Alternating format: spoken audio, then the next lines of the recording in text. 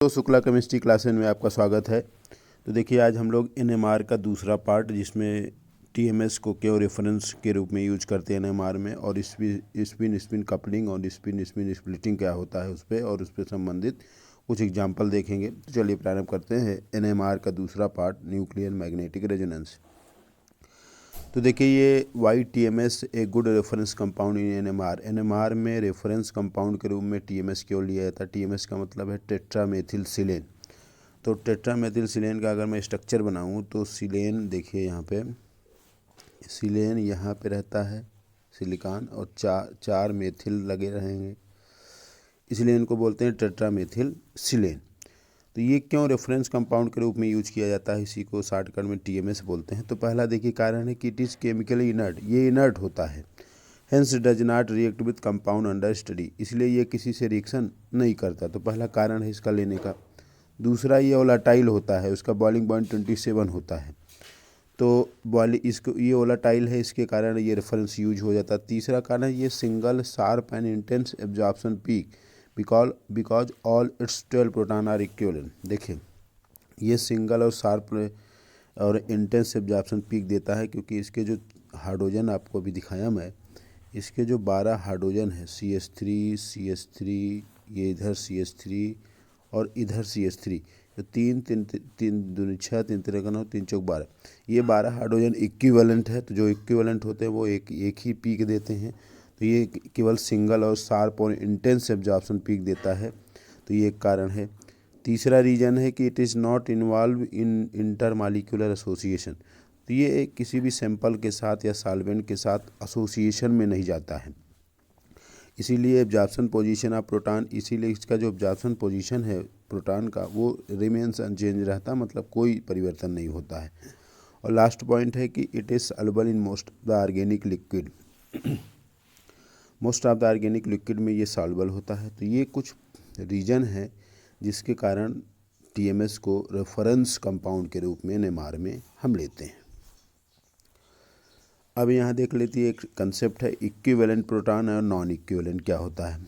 तो देखिए equivalent proton with the same chemical environment, ऐसे प्रोटॉन जिनका केमिकल इन्वायरमेंट सेम होता है वो सेम फील्ड स्ट्रेंथ पे एब्जॉर्ब करते हैं, और ऐसे प्रोटॉन जिनका केमिकल इन्वायरमेंट सेम होता है उन्हें केमिकली इक्विवेलेंट प्रोटॉन बोला जाता है।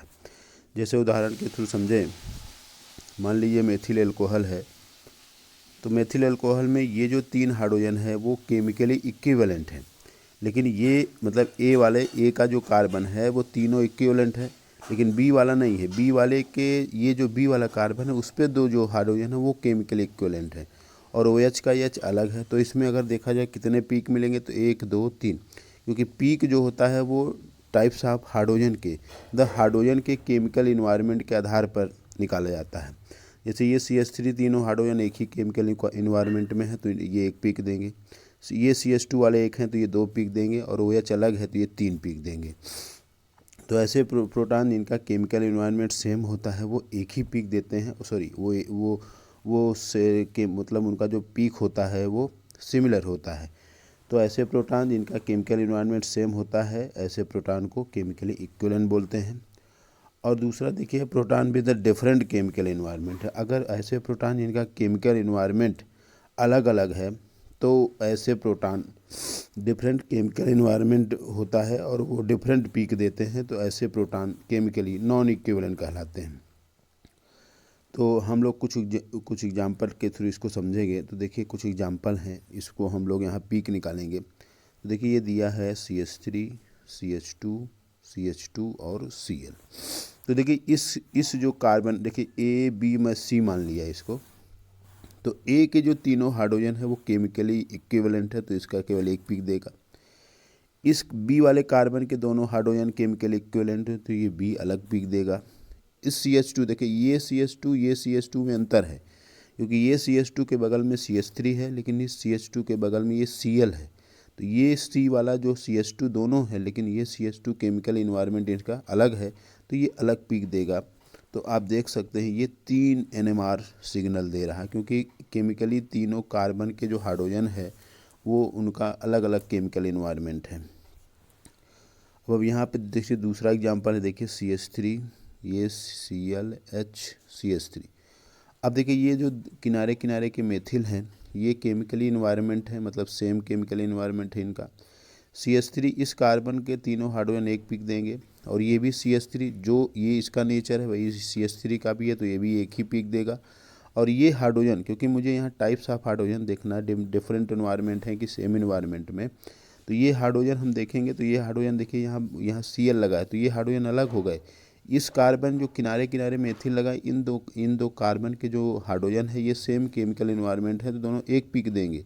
लेकिन ये हाइड्रोजन डिफरेंट इन्वायरमेंट है तो ये अलग पीक देंगे, तो यहाँ टोटल 2 पीक मिलेगा। तो जो NMR में पीक मिलता है वो केमिकली इक्विवेलेंट है कि केमिकली नॉन इक्विवेलेंट है। तो आपने ये से देखा कौन इक्विवेलेंट होते हैं कौन नॉन इक्विवेलेंट होते हैं। जैसे इसमें देख सकते हैं हम, एग्जाम्पल है, तो देखिए ये है, ये सभी जो चारों कार्बन है चारों सेम केमिकल इन्वायरमेंट है, तो केवल एक NMR सिग्नल देगा। अब यहाँ देख सकते हैं जो डाई एथिल ईथर है, तो ये और ये एक केमिकल इन्वायरमेंट तो एक देंगे, लेकिन ये वाले अलग है तो ये टोटल 2 सिग्नल देंगे। यहाँ आप देख सकते हैं ये CH3 का प्रोटॉन जो है हाइड्रोजन है वो अलग है, और यहाँ का जो CH वाला है वो अलग है, तो यहाँ का अलग पीक देगा, तो यहाँ टोटल 2 सिग्नल मिलेंगे। अब यहाँ पे आप देख सकते हैं जो ये वाला है, यहाँ ये भी हाइड्रोजन सेम केमिकल इन्वायरमेंट पे है, ये भी उसका सेम है, तो इसको हम केवल एक NMR सिग्नल प्राप्त होगा। तो ये हो गया इक्विवेलेंट और नॉन इक्विवेलेंट। अगर इक्विवेलेंट हैं तो वो एक प्रोटॉन देते हैं, और अगर नॉन इक्विवेलेंट है तो वो डिफरेंट NMR सिग्नल देते हैं। जैसे कुछ एग्जाम्पल और भी हैं, जैसे पैराजालिन है, ये देखिए उसका स्ट्रक्चर है। तो देखिए ये CH3, ये कार्बन है, ये कार्बन CH3 का ये जो हाइड्रोजन है, ये दोनों सेम केमिकल इन्वायरमेंट है, दोनों एक पीक दे रहे हैं। ये चारों हाइड्रोजन जो है सेम केमिकल इन्वायरमेंट है, ये चारों एक ही पीक देंगे, तो टोटल इसमें 2 NMR सिग्नल हमें प्राप्त हो जाता है। अब देखिए ये हमारे पास है, इसको बोलते हैं विनाइल क्लोराइड।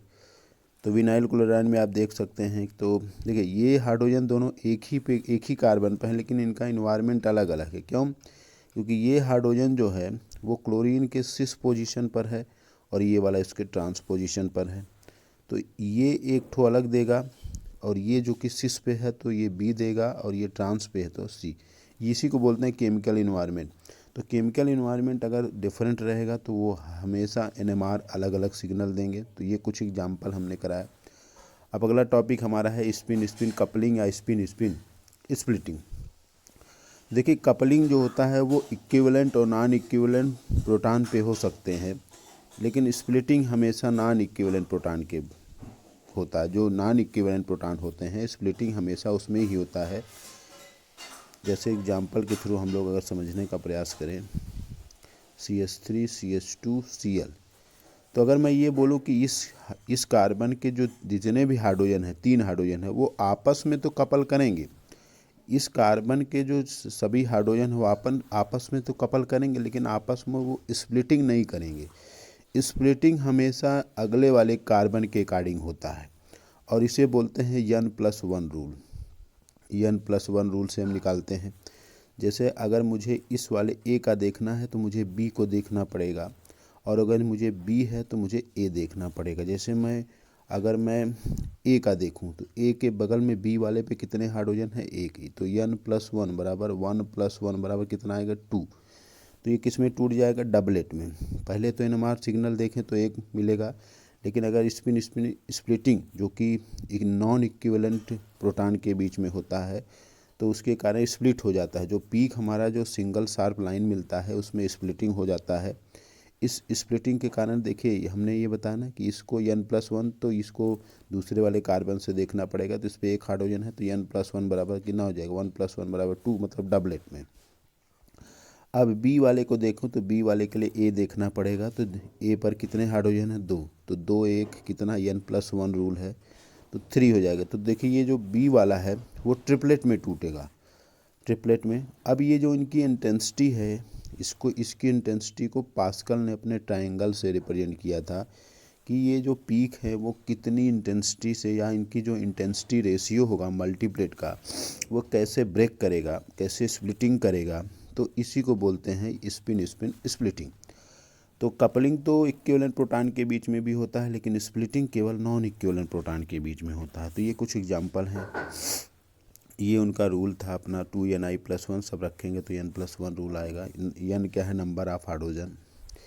तो यहाँ पे कुछ और एग्जांपल देख लेते हैं। जैसे मुझे ये ब्लैक वाला हाइड्रोजन है, इसका देखना है, तो बगल में आप देखिए कोई भी हाइड्रोजन नहीं है, तो ये केवल सिंगलेट देगा। अब इस वाले पे देख रहे हैं, इसको देख रहा हूँ मैं, बगल में एक हाइड्रोजन है तो n+1 मतलब 2 हो जाएगा। तो देखिए डबलेट में टूट जा रहा है। इसको देखूंगा तो यहाँ 2 हाइड्रोजन है, तो ये देखिए ट्रिपलेट में। ये 3 हाइड्रोजन है तो क्वार्टेट में। अब इसको पास्कल ट्राइंगल के अकॉर्डिंग इसका जो रिलेटिव इंटेंसिटी है, जो पीक होता है, उसकी जो इंटेंसिटी होती है, relative intensity of component peak जो होता है, उसको हम लोग पास्कल के ट्राइंगल से निकालेंगे। एक बार और आप देख सकते हैं कि जैसे आपने देखा ये जो इंटेंसिटी 1:1, 1:2:1 ये जो आया है, इसको हम लोग, इसकी जो इंटेंसिटी है उसको पास्कल के ट्राइंगल से ही हम लोग देख सकते हैं। तो देखिए आप ये देख सकते हैं, ये है pascal triangle law. If n number of non equivalent proton, spin splitting हमेशा नॉन इक्विवेलेंट प्रोटॉन के बीच में होगा, ये हमने आपको आगे बताया। तो उस केस में स्प्लिटिंग होगा और n+1 रूल के अकॉर्डिंग होगा। अब आप देख सकते हो कि अगर number of non equivalent proton 0 है तो वो सिंगलेट में टूटेगा और वो इंटेंसिटी केवल 1 होगी।